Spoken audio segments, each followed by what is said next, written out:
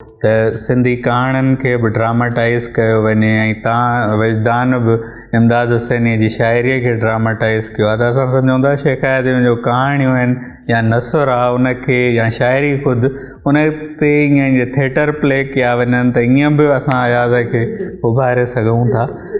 मदद साहब तव्हांजो छा ख़्यालु आहे त शेख हयात ते अञा कहिड़ो कमु आहे जेको? सवाल तमामु अहम आहे। मां इहा ॻाल्हि चई बि आहे। हाणे ॾिसो तव्हां सवेल ॻाल्हि कई त मां उन वक़्तु अॼु खां 2006 में या उन वक़्त जे हुकूमत खां कल्चर डिपार्टमेंट में कराए अयाज़ हिकिड़ी स्कीम मंज़ूरु कराई जंहिंमें अयाज़ जी समूरी शाइरी समूरो नसुर अयाज़ जिन बि लिखियो आहे अयाज़ जी उर्दू शाइरी हाणे उहो घटि में घटि 27 किताब अची चुका आहिनि।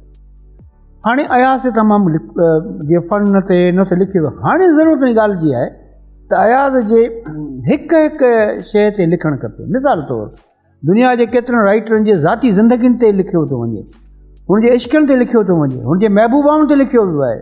काफ़का खां वठी पैब्लो नेरूदा ताईं, पैब्लो नेरूदा खां वठी ॿियनि राइटरनि ताईं। असां वटि हाणे जीअं तव्हां ख़तनि जो ज़िक्र कयो त उन हिकिड़े हिकिड़े ख़त में इहो अयाज़ ख़त किथां लिखियो, उन वक़्तु अयाज़ कहिड़े सोच में वेही लिखियो, अयाज़ जी ज़िंदगी में कहिड़ियूं औरतूं आयूं जिन उनखे मुतासिर कयो। हिते मदद मां हिकिड़ो जुमिलो मूंखे यादि अची वियो जेको तव्हां चयो महबूबाउनि जी ॻाल्हि। शेख हयात जॾहिं वाइस चांसलर हो असां अक्सर मिलंदासीं। 4 साल हुते रहियो त असां शाम जो ख़ासि तौर सां कचहरियूं ज़रूरु थींदियूं हुयूं VC ऑफिस VC जे घर वञी। त हिकिड़े भेरे ॾाढो ईअं अयाज़ जी मुर्क एॾी कहर जी तंज़िया मुर्क जॾहिं चपनि ते ईंदी हुअसि, चईं महबूबाउनि जो ज़िक्र, चईं आउं पंहिंजी महबूबाउनि जो ज़िक्र बि पाण करे वञणु थो चाहियां, ऐं नथो चाहियां त मूंखां पोइ जबार जूणे जो मुंहिंजी महबूबाउनि जो ज़िक्र करे। तव्हां ॾिसो त अयाज़ जे जिन ॿिन्हिनि शयुनि ते हाणे लिखण जी ज़रूरत आहे। मिसाल तौरु हिन हीअ शइ छो लिखी, उनखे मैग्नीफाई कजे, वधाइजे। जेको लिखियो अथसि हलाए वई राति ईंदी इहो कीअं थियो, उहो कॾहिं पस मंज़र अयाज़ घणो वक़्तु केतिरे वक़्तु जेल में रहियो, कॾहिं गिरफ़्तार थियो ऐं कहिड़ियुनि कहिड़ियुनि जेलनि में रहियो। उन जी ख़ुदि अयाज़ जे ज़िंदगीअ में जेके शयूं आयूं आहिनि तिन ते कमु थियणु खपे। अयाज़ खे जेके ख़त लिखिया विया आहिनि से त हाणे छपिजी चुका आहिनि, पर अयाज़ जी फोटोग्राफ अयाज़ जा तमामु घणा हुआ, उन ते हिकिड़ो किताबु निकिरणु खपे। ऐं मां सम्झां थो त इहो वॾो हिकिड़ो कमु आहे, इहो केरु कंदो। ख़तनि जो तव्हां ज़िक्र कयो त असां वटि काफ़ी ड्रामेटिक रीडिंग्स थींदियूं आहिनि, त अहिड़ियूं रीडिंग्स थियणु खपनि अयाज़ जे नसर जूं, अयाज़ जे ख़तनि जूं। त जीअं इहा शइ किताबनि में त आहे पर जदीद मीडिया ताईं बि शयूं अचनि, इन ते वॾी हिकिड़ी ज़रूरत आहे। इहे अदारा जेके ठहिया आहिनि, जी चेयर्स ठहियूं आहिनि, उहे छा थियूं कनि, इहो वॾो हिकिड़ो सुवालु आहे। पर इहो मक़सदु कोन्हे, कमु थींदो, असीं कंदासीं, तव्हां कंदासीं ऐं थिए पियो। अयाज़ मिसाल तो रूह राण सालो आहे, रूह राण साले ते ख़ुदि करे आउं लिखण खे मूं त हिकिड़ो लिखियो बि आहे। अयाज़ रूह राण में पहिरीं कॾहिं छपियो, आख़िर में कॾहिं छपियो। अयाज़ जॾहिं गिरफ़्तार थियो आहे त सिंधी अदीबनि 68 में उन लाइ हिकिड़ो जुलूस कढियो आहे। अॼु सैर उन में हुई, इहो जुलूस निकितो आहे, वरी DC हाउस ताईं वियो आहे, वञी पंहिंजो मेमोरेंडम पेश कयो आहे।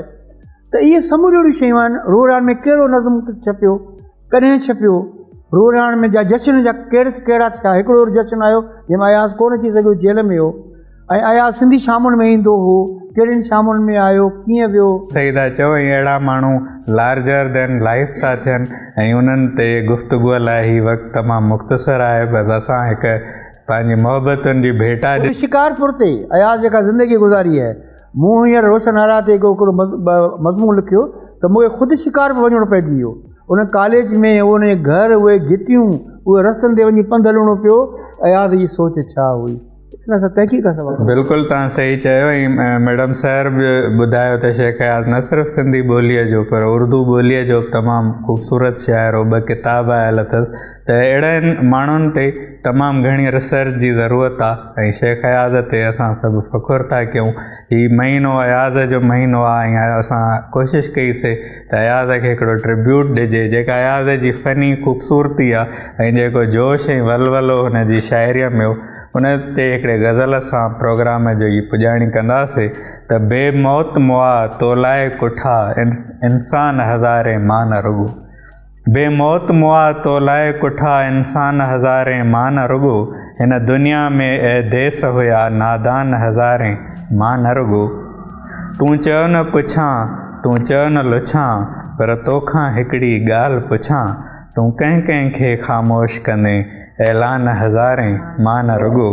ही दौर अयाज़ गुज़रणो आहे ऐं पंहिंजो वारो वरणो आहे, को ॿारणु नेठि त ॿरणो आहे, इम्कान हज़ारें, मां न रुॻो। तव्हां सभिनी जी महिरबानी। ईंदड़ हफ़्ते वरी कंहिं नए मौज़ू ऐं नवनि महिमाननि सां हाज़िर थींदासीं।